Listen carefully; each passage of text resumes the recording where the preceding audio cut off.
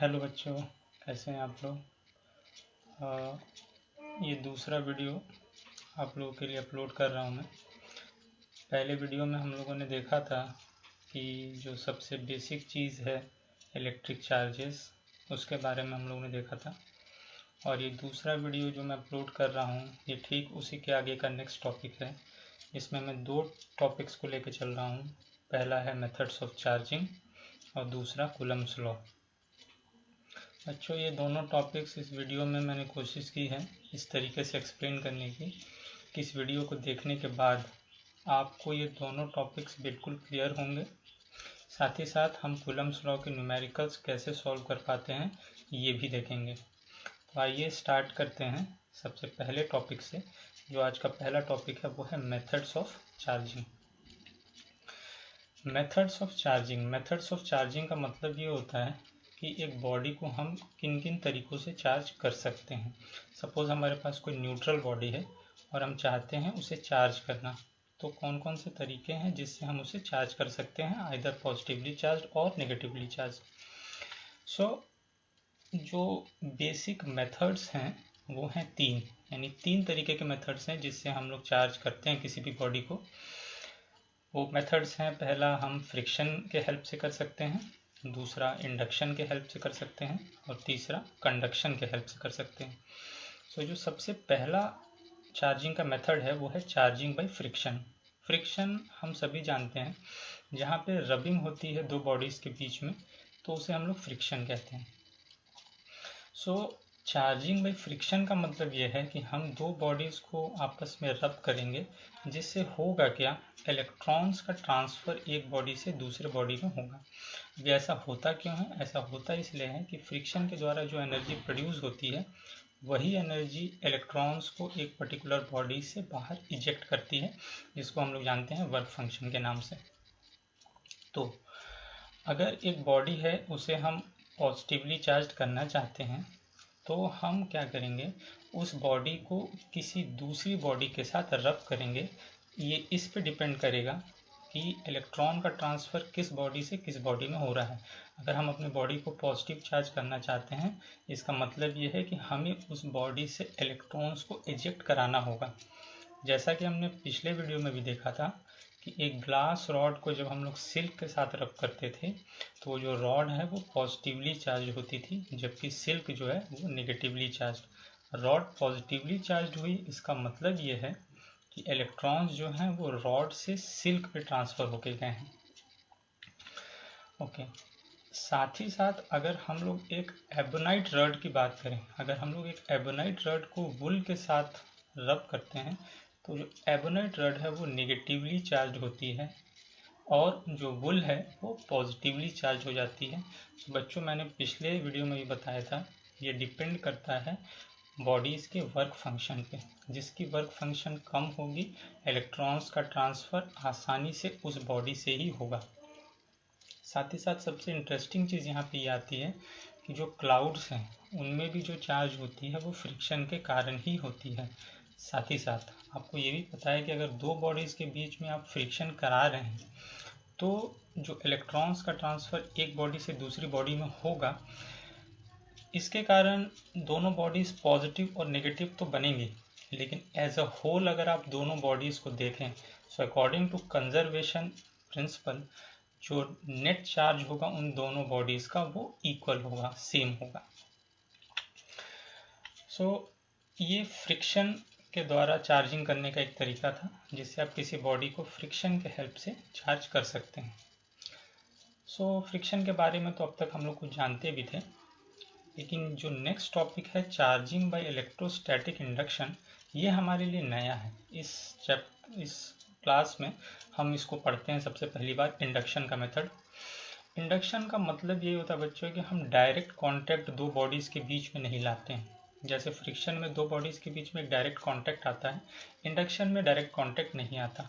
मतलब हम इसमें करते क्या है, एक अनचार्ज बॉडी को किसी चार्ज बॉडी के पास ले जाते हैं, उससे टच नहीं कराते, उससे डायरेक्ट कांटेक्ट नहीं कराते। और उसके पास ले जाने के कारण क्या होता है चार्जेस इंड्यूस होती हैं, जिस बॉडी में हम चार्ज इंड्यूस करना चाहते हैं उस बॉडी में चार्जेस इंड्यूस होती हैं, और वो चार्जेस किस तरीके से इंड्यूस होती हैं ये अभी हम लोग इसी वीडियो में अभी समझेंगे। सो अगर हम लोग एक न्यूट्रल बॉडी को किसी चार्ज बॉडी के पास लेके जाएं, मैं फिर से रिपीट कर रहा हूँ, अगर हम किसी न्यूट्रल बॉडी को किसी चार्ज बॉडी के पास लेके जाएं तो होगा क्या, जो न्यूट्रल बॉडी है वो उस चार्ज बॉडी के ऑपोजिटली चार्ज होगी। ऑपोजिटली चार्ज होने का मतलब यह है कि अगर हम न्यूट्रल बॉडी को एक पॉजिटिव चार्ज के पास लेके जा रहे थे तो जो न्यूट्रल बॉडी है वो नेगेटिवली चार्ज होगी। और सबसे ध्यान देने वाली बात यह है कि ऐसा करने में हमें दोनों बॉडीज के बीच में कहीं भी कांटेक्ट नहीं लाना, यानी दोनों बॉडीज आपस में टच नहीं होंगी, कांटेक्ट नहीं होगा। सो देखिए इस डायग्राम में हम समझने की कोशिश करते हैं। आप देख पा रहे हैं ये हमारे पास एक बॉडी है जिस पे प्लस क्यू चार्ज है। प्लस क्यू चार्ज होने का मतलब मैं कह सकता हूँ कि ये जो बॉडी है ये एक चार्ज बॉडी है। अब इसके ये जो हमारे पास बॉडी दिखाई दे रही है ये एक न्यूट्रल बॉडी है। ये इनिशियली ये न्यूट्रल बॉडी थी। न्यूट्रल का मतलब यह है इसमें इक्वल अमाउंट में पॉजिटिव और नेगेटिव चार्जेस थे, लेकिन कोई एक तरफ की पोलैरिटी हमें पहले इसमें नहीं दिखती थी। लेकिन जैसे ही हमने क्या किया, एक चार्ज बॉडी को इस न्यूट्रल बॉडी के पास लेके गए, आप देख रहे हैं दोनों के बीच में कोई डायरेक्ट कांटेक्ट नहीं है, ये इसके पास है केवल।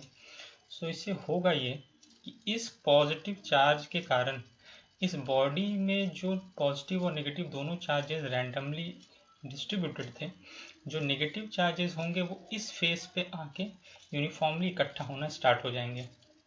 और अगर नेगेटिव चार्जेस इस फेस पे आते हैं तो ऑब्वियस सी बात है कि जो पॉजिटिव चार्जेस जो बच जाएंगे वो दूसरे फेस पे आ जाएंगे। सो आप देख रहे हैं केवल इस चार्ज को इसके पास लाने से ही नेगेटिव और पॉजिटिव चार्जेस जो है वो अलग अलग डिस्ट्रीब्यूट हो गए। अगर हम नेक्स्ट प्रोसेस में देखें, क्योंकि हमें इस बॉडी को क्या करना है, नेगेटिवली चार्ज करना है। मैंने पहले भी बताया कि हम न्यूट्रल बॉडी को जिस चार्ज बॉडी के पास लेके जाते हैं तो उसके ऑपोजिट चार्ज इसमें जनरेट होती है। सो आप देखिए इस न्यूट्रल बॉडी में यहाँ नेगेटिव और पॉजिटिव दोनों तरह की चार्जेस बनी थी। सो हमने क्या किया, इस पॉजिटिव चार्ज वाले फेज को अगर हम अर्थिंग से कनेक्ट कर देते हैं, सो जो अर्थ के इलेक्ट्रॉन्स हैं वो इन पॉजिटिव चार्जेस के साथ न्यूट्रलाइज हो जाते हैं। न्यूट्रलाइज होने का मतलब उनका जो नेट इफेक्ट है वो खत्म हो जाता है, ज़ीरो हो जाता है। सो यहाँ आप देख पा रहे हैं पॉजिटिव चार्जेस नहीं रही, लेकिन ये जो नेगेटिव चार्जेस बॉडी में थी वो एज इट इज़ हैं, क्योंकि अब तक अट्रैक्शन के कारण ये जो चार्ज बॉडी यहाँ पे थी इसके साथ ये अट्रैक्शन के कारण चार्जेस अभी भी इसी तरफ लाई कर रही हैं। नेक्स्ट केस में आप देख रहे हैं ये चार्ज बॉडी को हमने यहीं पे रखा है और ये नेगेटिव चार्जेस जो हैं इस तरफ डिस्ट्रीब्यूटेड हैं, इस तरफ कोई चार्ज नहीं है क्योंकि हमने इसे क्या किया, अर्थिंग के साथ न्यूट्रलाइज कर दिया।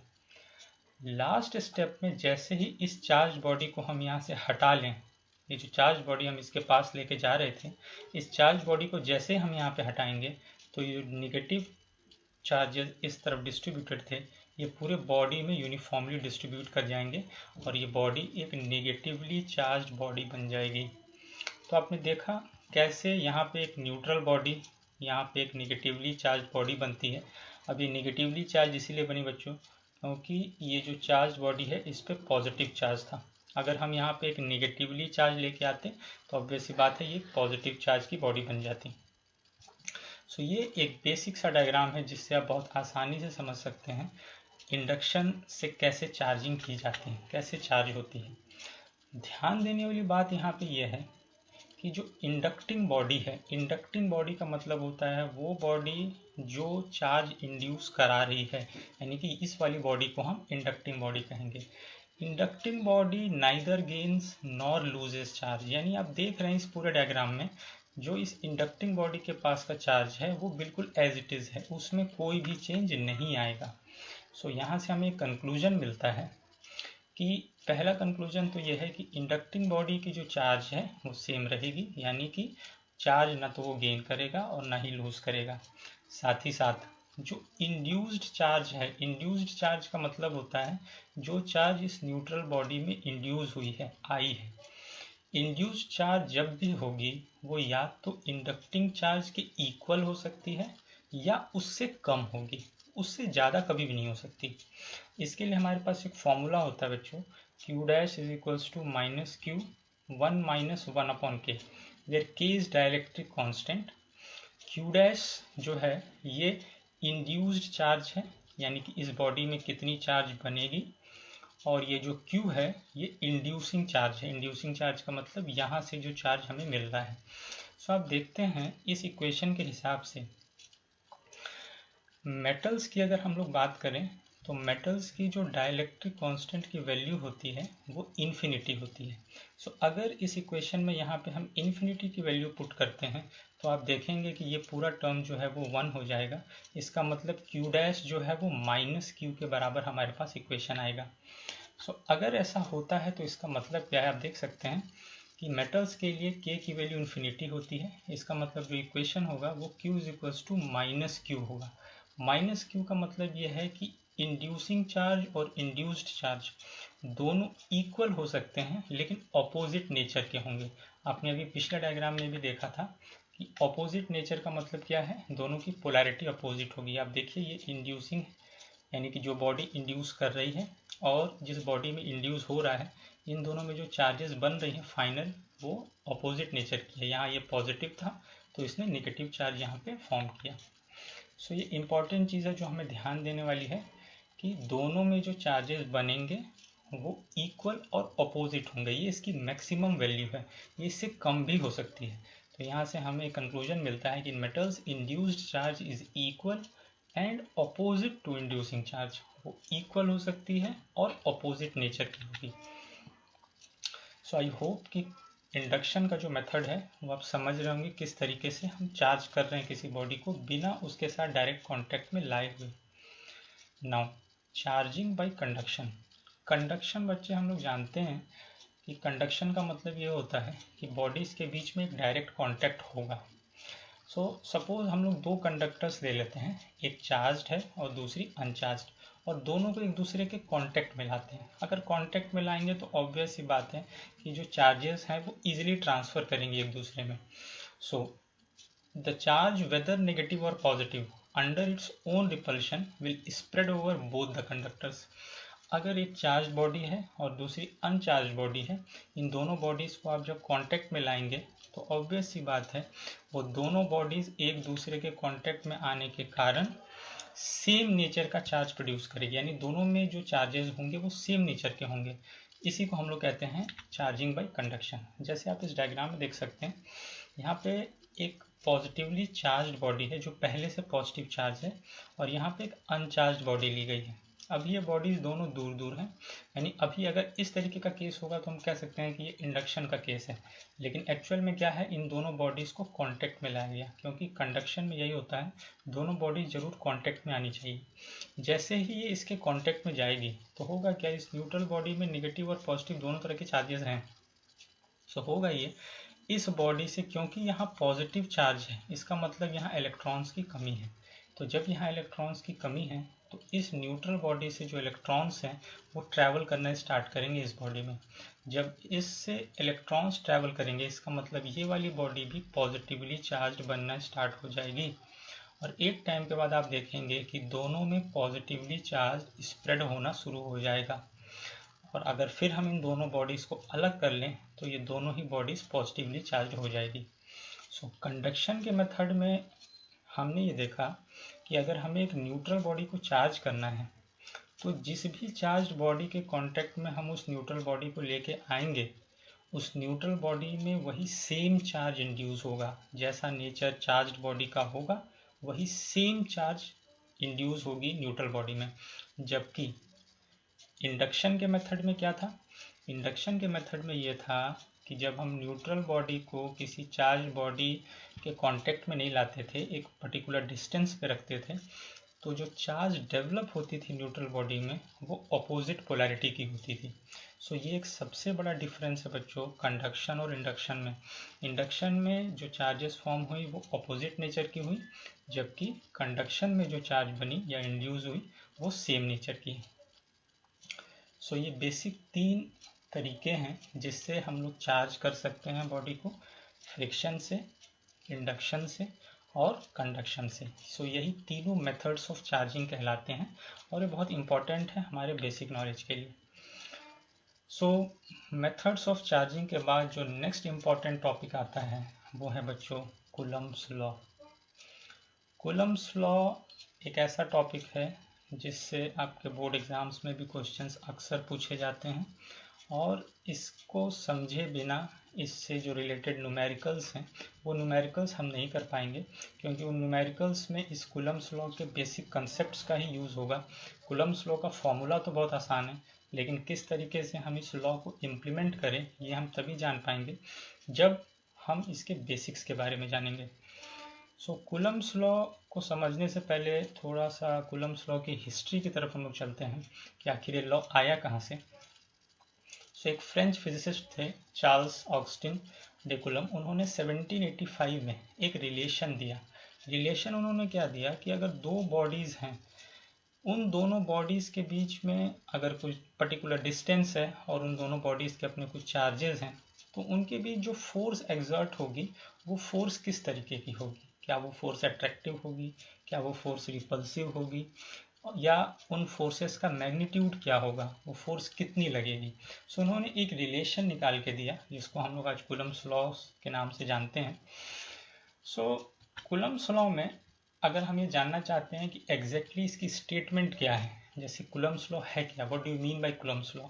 सो कूलम्ब्स लॉ के लिए एक सिंपल सा स्टेटमेंट हमारे पास है कि अकॉर्डिंग टू कूलम्ब्स लॉ जो फोर्स लगेगी दोनों बॉडीज़ के बीच में, यानी दो चार्ज बॉडीज़ के बीच में जो फोर्स लगेगी वो फोर्स पहले तो डायरेक्टली प्रोपोर्शनल होगी दोनों चार्जेस के प्रोडक्ट के बराबर। यहाँ पे उन चार्जेस का मैग्नीट्यूड हमें लेना है एग्जैक्टली। दोनों चार्जेस के मैग्नीट्यूड का अगर हम प्रोडक्ट कर दें तो वो फोर्स उसके डायरेक्टली प्रोपोर्शनल होगी। साथ ही साथ वो जो फोर्स दोनों बॉडीज के बीच लग रही होगी वो इनवर्सली प्रोपोर्शनल होगी दोनों के बीच का जो डिस्टेंस है उसके स्क्वायर के। एक इम्पॉर्टेंट चीज़ यहाँ पे ये भी हमें ध्यान में रखना है कि कूलम्ब्स लॉ एक सेंट्रल फोर्स है। सेंट्रल फोर्स का मतलब है, आपने क्लास 11th में फर्स्ट चैप्टर में फोर्सेस के बारे में पढ़ा था, तो वहाँ पे हम लोग पढ़ते थे कि कौन से सेंट्रल फोर्सेस हैं, कौन से सेंट्रल फोर्सेस नहीं हैं। सो सेंट्रल फोर्सेस हम लोग उन फोर्सेस को बोलते हैं जो दोनों बॉडीज़ के बीच में जो लाइन ज्वाइन होती है उसी डायरेक्शन में लगे। सो कूलम्ब्स लॉ जो है ये एक सेंट्रल फोर्स है। इसका मतलब ये कहाँ एक्ट करेगी, जो लाइन दोनों चार्जेस को कनेक्ट कर रही होगी उसी लाइन पे। एक इम्पॉर्टेंट चीज़ ध्यान देने वाली बात यहाँ ये भी है, तो कूलम्ब्स लॉ को हम लोग वैलिड वही मानते हैं जब हम पॉइंट चार्जेस की बात करते हैं। पॉइंट चार्जेस के बारे में मैंने पिछले वीडियो में बताया था। पॉइंट चार्जेस वो होते हैं जो बहुत छोटे होते हैं, जिनको हम बहुत छोटा मानते हैं। एक और चीज़, कूलम्ब्स लॉ तभी अप्लाई आप कर सकते हैं जब सिमेट्रिकल बॉडी हो। अगर एसिमेट्रिकल बॉडी होगी तो वहाँ पे कूलम्ब लॉ पूरी तरीके से एप्लीकेबल नहीं होता, क्योंकि फिर उस जगह जो डिस्टेंस है दोनों बॉडीज़ के बीच में वो डिफर कर जाती है। सो अगर हम लोग इसको समझने की कोशिश करें कि जो अभी स्टेटमेंट हमने देखा, इस स्टेटमेंट को हम इक्वेशन के फॉर्म में कैसे लिखेंगे। सो आप देखिए बच्चों, यहाँ पे दो चार्जेस मैं ले रहा हूँ, एक चार्ज है Q1, दूसरा चार्ज है Q2। दोनों को अलग अलग डिफरेंट कलर्स से दिखाया जा रहा है, दोनों की मैग्नीट्यूड भी अलग अलग है। आप देख रहे हैं साइज में भी डिफरेंस दिखाया गया है, ये बताने के लिए कि दोनों के चार्जेस डिफरेंट हैं। सो अगर ये दो चार्ज बॉडीज़ हैं और दोनों के बीच एक पर्टिकुलर डिस्टेंस है, suppose the distance is r, तो कूलम्ब्स लॉ के हिसाब से इन दोनों के बीच जो फोर्स लगेगी, जो फाइनल फोर्स लगेगी, वो लगेगी K(Q1Q2)/r²। सो इसको जैसे अभी हमने स्टेटमेंट में पढ़ा है पीछे कि डायरेक्टली प्रोपोर्शनल है दोनों के चार्जेस के प्रोडक्ट के और इनवर्सली प्रोपोर्शनल है स्क्वायर ऑफ द डिस्टेंस के, तो उस तरीके से हम अगर इसे इक्वेशन फॉर्म में लिखना चाहें तो हम लिख सकते हैं सबसे पहले कि F is directly proportional to Q1 × Q2। आप देख रहे हैं जो पहला स्टेटमेंट था वो यही है कि F is directly proportional to Q1 × Q2। जो सेकंड स्टेटमेंट है वो ये कहता है कि F is directly proportional to 1/r², या हम इसे ये भी कह सकते हैं कि force is inversely proportional to r²। So अगर इन दोनों इक्वेशंस को हम कंबाइन करें तो हमारे पास एक इक्वेशन निकल के आएगा F is equals to K(Q1Q2)/r²। आप देख पा रहे हैं यहाँ डायरेक्ट प्रोपोर्शनैलिटी का जो साइन था, इसको हटाने के लिए कि इक्वल टू साइन जब हम लगाते हैं तो एक कांस्टेंट हमें लगाना पड़ता है, वो कांस्टेंट यहाँ पे है K। So K is basically called as constant of proportionality, या इसी को आगे चल के हम लोग डाइलेक्ट्रिक कांस्टेंट के नाम से भी जानेंगे। सो के इज प्रोपोर्शनैलिटी कांस्टेंट और इसकी जो वैल्यू होती है वो होती है 1/4 pi epsilon not. 1/4 pi epsilon not ये वैल्यू किसकी है, के की। एप्सिलॉन नॉट हम लोग इसको एप्सिलॉन पढ़ते हैं और जब नीचे नॉट लगाते हैं तो इस पूरे टर्म को हम एप्सिलॉन नॉट कहते हैं। ये बेसिकली हमें परमिटिविटी बताती है कि परमिटिविटी वैक्यूम की कितनी है। सो के की जो वैल्यू है, के की value general 9 × 10⁹ newton metre square पर कूलम स्क्वायर होती है। साथ ही साथ जो एप्सिलॉन नॉट है, एप्सिलॉन नॉट जो हम यहाँ यूज़ कर रहे हैं, इस एप्सिलॉन नॉट की भी अपनी वैल्यू है 8.854 × 10⁻12 कूलम स्क्वायर पर न्यूटन पर मीटर स्क्वायर। ये वैल्यूज़ बच्चों हमें थोड़ा सा ध्यान भी रखना पड़ता है, कई बार इक्वेशंस में या कुछ न्यूमेरिकल्स में यूज़ होते हैं। सो जरूरी नहीं कि ये वैल्यूज़ आपको हमेशा दी जाए, तो इसलिए आपको इनको थोड़ा सा याद भी रखना है कि के की वैल्यू कितनी है और एप्सिलॉन नॉट की वैल्यू कितनी है। सो ये बेसिक कूलम्स लॉ के बारे में था कि कूलम्स लॉ का स्टेटमेंट क्या है, कूलम्स लॉ को हम लोग इक्वेशन के फॉर्म में कैसे लिख सकते हैं, कूलम्स लॉ में जो फोर्स है वो किस तरीके से एक्ट करती है। तो मैंने बताया वो एक सेंट्रल फोर्स है, वो हमेशा उसी लाइन पे एक्ट करेगी जो लाइन दोनों चार्जेस को ज्वाइन कर रही होंगी। एक इम्पॉर्टेंट क्वेश्चन जो अक्सर आपको पेपर्स में मिलेगा देखने को, बोर्ड एग्जाम्स में भी, आपके प्री बोर्ड एग्जाम्स में भी, वो होता है Coulomb's law in vector form. अभी हमने देखा कि कूलम्स लॉ में फोर्स एक्ट कर रही है और हम जानते हैं फोर्स एक वेक्टर क्वांटिटी है। तो अगर फोर्स एक वेक्टर क्वांटिटी है, इसका मतलब इस लॉ को भी हम वेक्टर फॉर्म में लिख सकते हैं। तो आखिर अगर इसी लॉ को, जो लॉ अभी हमने पढ़ा, इसे हम वेक्टर फॉर्म में लिखने जाएं तो ये लॉ कैसा होगा। सो इसके लिए यहाँ पे सपोज हमारे पास एक डायग्राम है। इस डायग्राम में आप देखिए दो चार्जेस हैं। सपोज ये चार्ज Q1 है और ये चार्ज Q2 है। साथ ही साथ हमें दोनों की पोलैरिटी के बारे में भी ध्यान रखना है। ये पोलैरिटी इसलिए ध्यान में रखने वाली चीज़ है क्योंकि इस पोलैरिटी पे ही डिपेंड करेगी कि फोर्स की डायरेक्शन क्या होगी। अगर ये दोनों सेम नेचर के हैं, यानी दोनों सेम पॉजिटिव हैं या दोनों सेम नेगेटिव हैं, तो जो फोर्सेस हैं वो रिपल्सिव होंगी, दोनों अपोजिट डायरेक्शन में लगेगी। और अगर इसी में चार्जेस एक पॉजिटिव और एक नेगेटिव होते हैं तो जो फोर्सेस है वो अट्रैक्टिव हो जाते हैं। आप देखिए ये चार्ज Q1 है, ये चार्ज Q2 है। सो हो क्या रहा होगा, जब ये दोनों चार्जेस एक दूसरे से एक पर्टिकुलर डिस्टेंस पे रखे गए होंगे, सो ये दोनों चार्जेस एक दूसरे पे फोर्स एक्सर्ट कर रहे होंगे। सो सपोज F21 फोर्स जो है, F21 फोर्स ये बताता है कि force exerted on body 2 by body 1, यानी कि सेकेंड चार्ज पे फर्स्ट चार्ज द्वारा लगाया गया फोर्स है F21। यहाँ पे एक बात ध्यान दीजिएगा आप लोग, F21 की जो डायरेक्शन है वो ये R12, ये जो यूनिट वेक्टर यहाँ पे दिया गया है, ये रिप्रेजेंट करता है। यानी ये जो फोर्स F21 है उसके लिए जो हम यूनिट वेक्टर यूज करेंगे वो यूज करेंगे R12। R12 का मतलब ये है, ये यूनिट वेक्टर 1 से 2 की तरफ है और इसी डायरेक्शन में फोर्स भी है। कई बार इक्वेशंस में बच्चे यही कंफ्यूज करते हैं। मैं फिर से इस इक्वेशन के लिए रिपीट करके दिखा रहा हूँ। सपोज अगर हम लोग F12 बात करें, F12 में जो सबसे पहले 1 आता है, इसका मतलब है जिस बॉडी पे फोर्स लग रहा है। सो F12 रिप्रेजेंट करता है force on body 1 by body 2, यानी पहले बॉडी पे दूसरे बॉडी द्वारा लगाया गया फोर्स है ये। तो इस फोर्स की डायरेक्शन अगर हम लोग देखें तो डायरेक्शन हमें पता है यूनिट वेक्टर से मिलती है। तो आप देखिए इसके लिए जो यूनिट वेक्टर है वो है R21। अब R21 यहाँ क्यों लिखा गया, क्योंकि ये सेकेंड चार्ज से फर्स्ट चार्ज की तरफ की डायरेक्शन है। सो जब हम F12 के लिए इक्वेशन लिखने जाएंगे तो वहाँ हम यूनिट वेक्टर R21 लगाएंगे, और जब हम F21 के लिए इक्वेशन लिखने जाएंगे तो वहाँ यूनिट वेक्टर हम R12 लगाएंगे। अगर हम इतनी चीज़ को समझ लेते हैं तो हम वेक्टर फॉर्म को बहुत आसानी से समझ जाएंगे बच्चों। सो हमने किया क्या है, दो पॉजिटिव चार्जेस लिए हैं Q1 और Q2, दोनों को एक पर्टिकुलर डिस्टेंस R पे रखा है। क्योंकि ये दोनों सेम नेचर के चार्जेस हैं इसीलिए ये एक दूसरे को रिपेल करेंगे। आपको ये भी पता है कि न्यूटन्स थर्ड लॉ यही कहता है कि एक्शन अगर कहीं पे भी होगा तो जरूर उसका कोई ना कोई रिएक्शन आएगा। सो यहाँ पे अगर हम ये कहें कि Q1 जो चार्ज है, ये Q1 चार्ज Q2 चार्ज पे एक एक्शन लगा रहा है, यानी एक एक्शन फोर्स लगा रहा है, तो जरूर Q2 चार्ज भी Q1 वाले चार्ज पे एक रिएक्शन फोर्स लगाएगा जो कि इक्वल होगा और अपोजिट, अगर दोनों चार्जेस के मैग्नीट्यूड इक्वल हैं तो। सो अगर हम कूलम्स लॉ को वेक्टर फॉर्म में एक्सप्रेस करना चाहें तो बच्चों इक्वेशन से कैसे एक्सप्रेस करेंगे, अभी हम लोग देख रहे हैं। F21 मैंने अभी आपको बताया था कि जो पहला आपको नंबर दिखता है दैट इज 2। F21 में ये 2 ही रिप्रेजेंट करता है कि ये किस बॉडी पे फोर्स लग रहा है। So force on charge Q2 due to Q1, यानी कि सेकेंड चार्ज पे पहले चार्ज द्वारा लगाया गया फोर्स है F21। सो F21 को अगर हम लोग इक्वेशन के फॉर्म में लिखना चाहें, सो इक्वेशन के फॉर्म में हम क्या लिखेंगे, 1/4πε0 जो कि K की वैल्यू है, Q1 Q2 by r square जो कूलम्ब्स लॉ अब तक हम लोग पढ़ते आए हैं, मल्टीप्लाई बाई यहाँ पे एक यूनिट वेक्टर है। देखिए बच्चों, यहाँ जो यूनिट वेक्टर आया वो आया R12। मैंने आपको बताया था ना कि R12 जो है वो डायरेक्शन बताती है F21 की, क्योंकि F21 जो है ये फोर्स है सेकेंड बॉडी पे फर्स्ट बॉडी द्वारा। तो उस डायरेक्शन में जो यूनिट वेक्टर है, आप डायग्राम में देख सकते हैं पिछले, R12 है। सो इस इक्वेशन को बहुत ध्यान से समझना है। इस इक्वेशन में कहीं भी कोई कंफ्यूजन नहीं होनी चाहिए कि F21 है तो यहाँ पे यूनिट वेक्टर R12 क्यों आया। R12 का मतलब ये है, ये डायरेक्शन बता रहा है उस फोर्स की जो पहले बॉडी से दूसरे बॉडी की तरफ लग रही है। तो पहले बॉडी से दूसरे बॉडी पे लगने वाला फोर्स तो यही है, इसी को तो हम कहते हैं force on second body due to first. So इस इक्वेशन को बहुत ध्यान से समझना है।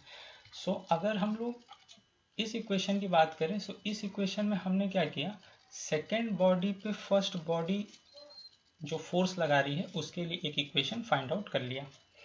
अब चलिए हम लोग देखते हैं फर्स्ट बॉडी पे सेकेंड बॉडी जो फोर्स लगाती है उसके लिए इक्वेशन क्या आता है हमारे पास। सो उसको हम लोग F12 बोलेंगे। सो देखिए F12 का मतलब ही ये है force on first body due to second body, यानी force on charge Q1 due to Q2। So अगर इसके लिए हम इक्वेशन लिखेंगे तो मैं पहले ही आपको बता रहा हूँ, अगर यहाँ F12 है इसका मतलब है ये फोर्स है पहले बॉडी पे दूसरे बॉडी के द्वारा, तो जरूर यहाँ जो यूनिट वेक्टर होगा वो पिछले डायग्राम के हिसाब से क्या होना चाहिए, R21। सो अगर हम लोग देखते हैं इसके लिए equation, so F12 is equals to 1/4πε0 Q1 Q2 multiply by R21। आप देख रहे हैं दोनों अपोजिट हैं, यानी कि यहाँ पे अगर 1 2 है तो इस जगह ये 2 1 है। इस चीज़ को डायग्राम से हम लोग बहुत आसानी से समझ सकते हैं, जो पिछला डायग्राम हमने देखा था। सो वही मैंने आपको बताया था कि ये जो दोनों फोर्सेस हैं इनमें जो यूनिट वेक्टर्स हैं वो दोनों अपोजिट होती हैं। सो अगर हम ये दोनों इक्वेशन समझ लेते हैं तो अब हमारे लिए इस वेक्टर फॉर्म को समझना और इस वेक्टर फॉर्म को कंक्लूड करना बहुत आसान हो गया। सो जो की पॉइंट्स हम इस कूलम्ब्स लॉ जो कि वेक्टर फॉर्म में है इससे निकाल पाए हैं, वो की पॉइंट्स ये हैं। सबसे पहला इम्पॉर्टेंट चीज़ ये है कि क्योंकि हमने डायग्राम में देखा है R21 जो है वो ऑपोजिट है किसके, R12 के। ये जो यूनिट वेक्टर से दोनों ऑपोजिट है ना, ये वाली जो यूनिट वेक्टर है ये सेकंड बॉडी से फर्स्ट बॉडी की तरफ की डायरेक्शन है, और ये वाली जो यूनिट वेक्टर है ये फर्स्ट बॉडी से सेकंड बॉडी की तरफ की डायरेक्शन है। सो दोनों डायरेक्शंस ऑपोजिट है। सो इसका मतलब कि ये दोनों को हम लिख सकते हैं R21 is equals to negative of R12। तो अगर हम ऐसा लिख सकते हैं तो पिछले जो दोनों इक्वेशंस हमने पता किए F12 और F21 के लिए, वहाँ पे अगर हम F21 की जगह -R12 लिख दें यानी उससे रिप्लेस कर दें, तो हमारे पास जो इक्वेशन निकल के आएगी बच्चों, वो इक्वेशन निकल के आएगी F21 is equals to minus of F12। इसका मतलब ये दोनों जो फोर्सेस हैं वो इक्वल हैं और अपोजिट नेचर के हैं। सो इक्वल और अपोजिट नेचर होने का मतलब क्या है, ये थर्ड लॉ को फॉलो कर रहा है। सो अगर ये थर्ड लॉ को फॉलो कर रहा है तो हमसे ये तो पता चल जाता है इस वेक्टर फॉर्म से कि जब भी दो चार्जेस जिनका मैग्नीट्यूड इक्वल हो और सेम नेचर के हों, तो जब भी वो एक दूसरे से एक सर्टेन डिस्टेंस पे होंगे तो वो इक्वल और अपोजिट चार्जेस लगाएंगे। सो हम ये कह सकते हैं कि जो वेक्टर फॉर्म है कूलम्ब्स लॉ का, ये न्यूटन्स थर्ड लॉ को फॉलो करता है, यानी न्यूटन्स थर्ड लॉ को बिल्कुल सही साबित करता है कि हाँ न्यूटन्स थर्ड लॉ एग्जिस्ट कर रही है। सो पहला कंक्लूजन हमें मिल गया, F21 is equals to minus F12, यानी कि जो दोनों फोर्सेस लग रहे हैं बॉडीज के बीच में वो इक्वल होंगे और अपोजिट होंगे। जो दूसरी चीज़ हमें कंक्लूजन मिलता है इससे, वो वही है बच्चों जो मैंने आपको शुरू में भी बताया था कि ये जो फोर्सेस हैं ये सेंट्रल फोर्सेस हैं। सेंट्रल फोर्सेस का मतलब ये है वो लाइन जो दोनों चार्जेस को ज्वाइन करती है, ये फोर्स उसी लाइन के अलॉन्ग लगती है। सो ये दो बेसिक कंक्लूजन्स हैं जो वेक्टर फॉर्म से हमें निकल के आते हैं, और इन दोनों कंक्लूजन्स को हमें दिमाग में रखना है। साथ ही साथ एक इम्पॉर्टेंट चीज़ है जो है लिमिटेशंस ऑफ कूलम्स लॉ, यानी कूलम्स लॉ कहाँ पे एप्लीकेबल नहीं होता, क्या क्या इसकी लिमिटेशंस हैं। तो मैंने जैसा आपको पहले भी बताया था, ये जो लॉ है ये सिर्फ और सिर्फ कहाँ एप्लीकेबल होगा, जब पॉइंट चार्जेस होंगे और वो भी रेस्ट पे होंगे। सो जब पॉइंट चार्जेस रेस्ट पे होंगे तो वहाँ पे हम कूलम्स लॉ को अप्लाई कर सकते हैं। साथ ही साथ हम कूलम्स लॉ को वहीं अप्लाई करेंगे जहाँ इन्वर्स स्क्वायर लॉ ऑब्वे होगा। इन्वर्स स्क्वायर लॉ का मतलब यहाँ पे ये है बच्चों कि जो हम लिखते हैं ना, force is inversely proportional to square of the distance between them, ये उस लॉ को फॉलो करना चाहिए।